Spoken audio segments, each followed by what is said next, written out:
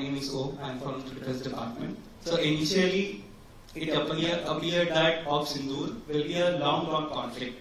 But what made the Pakistani side capitulate so fast and so suddenly?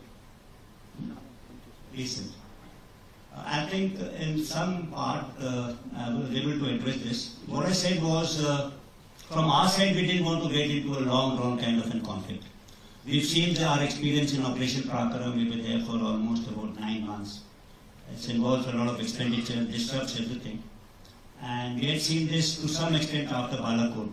There was a deployment which we had mobilized.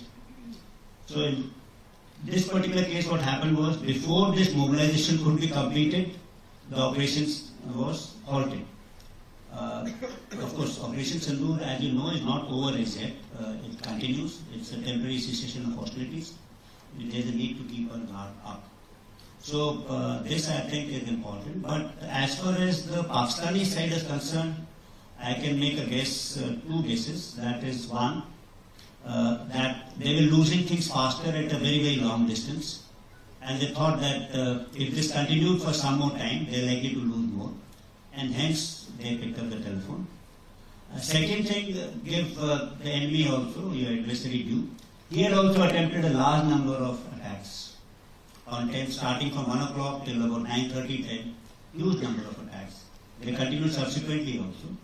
And he would have assumed that some of them are as successful as Indians have been. Of course, that didn't happen. And he had no way to realize this.